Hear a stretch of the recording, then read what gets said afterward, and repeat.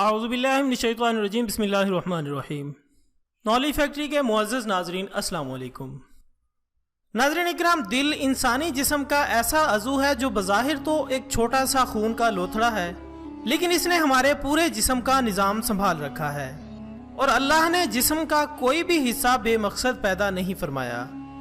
ہر حصہ ہمارے جسم کو چلانے میں اہم کردار ادا کرتا ہے۔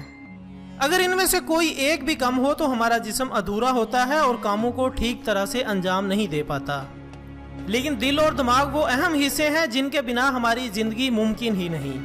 یہی وجہ ہے کہ ان کو جسم کے اعضاء میں کلیدی حیثیت حاصل ہے۔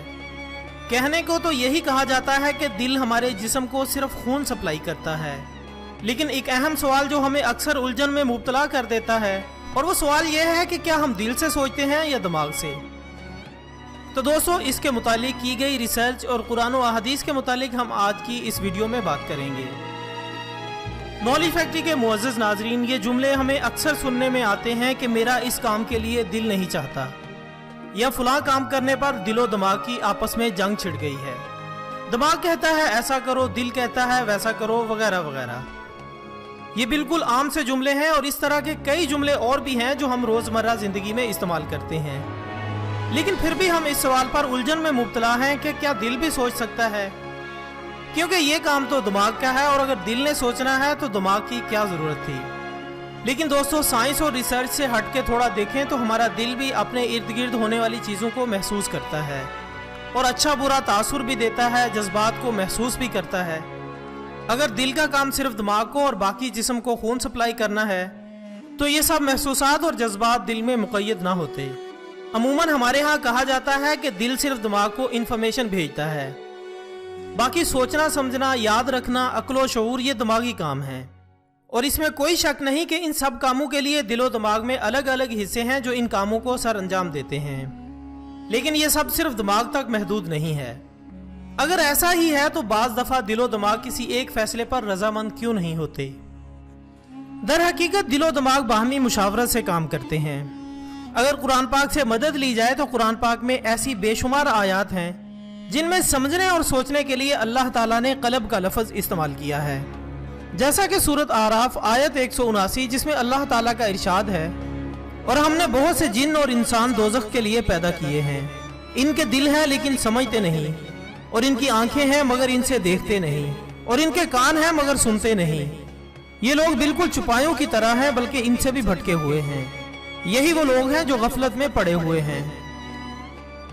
اسی طرح ایک اور جگہ ارشاد ہوتا ہے، اور ان کے دلوں پر پردہ ڈال دیتے ہیں کہ سمجھ نہ سکیں، اور ان کے کانوں میں ثقل پیدا کرتے ہیں، اور جب تم قرآن میں اپنے پروردگار کا ذکر کرتے ہو تو وہ بدک جاتے ہیں اور پیٹ پھیر کر چلے جاتے ہیں۔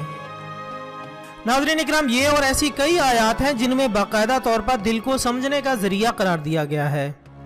اگرچہ بعض جگہ یہ بھی کہا جاتا ہے کہ یہ صرف مثال کے طور پر استعمال ہوا ہے، اس کا پورا مطلب یہ نہیں بنتا، لیکن اگر ایسا تھا تو ہر جگہ صرف اللہ نے دل کا اشارہ ہی کیوں دیا ہے؟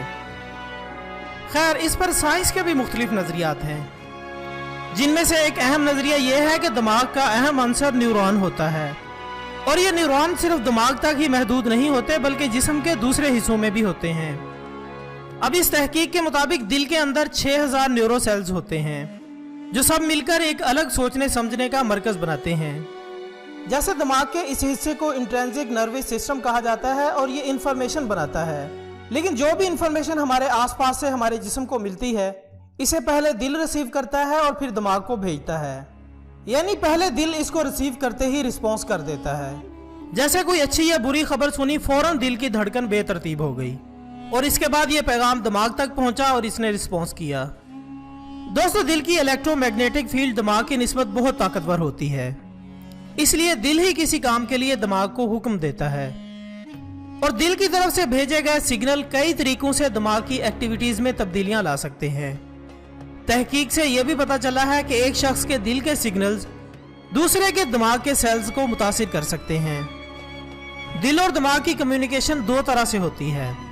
نمبر 1 نیورولوجیکل کمیونیکیشن یعنی نیورون کے ذریعے، نمبر 2 بائیو فزیکل یعنی پلس کی لہروں کے ذریعے۔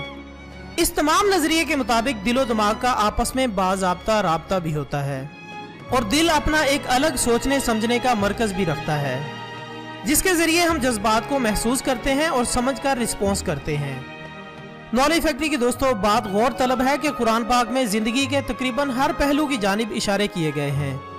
جدید سائنس انہی نظریات کو اپنے الفاظ میں دنیا کے سامنے پیش کرتی ہے اور دنیا سائنس کے انہی نظریات پر اش کرتی نظر آتی ہے۔ قرآن مجید پڑھیں، اس پر غور کریں، اس میں خالق کائنات نے سب راز کھول کر بیان کر دیے ہیں، بس ہمیں ان رازوں کو سمجھنے اور غور کرنے کی ضرورت ہے۔ اللہ ہمیں قرآن پڑھنے اور سمجھنے کی توفیق عطا فرمائے۔ اسی دعا کے ساتھ آج کی ویڈیو کا اختتام ہوتا ہے۔ ویڈیو پسند آنے کی صورت میں اسے لائک کر کے ہماری حوصلہ افزائی کریں اور اسے زیادہ سے زیادہ شیئر کریں۔ ہم کل ملتے ہیں انشاءاللہ ایک نئے ٹاپک کے ساتھ، تب تک کے لیے اجازت دیجیے گا۔ اپنا دوستوں، رشتہ داروں اور گرد و نواح کے تمام لوگوں کا بہت خیال رکھیے گا۔ اللہ حافظ۔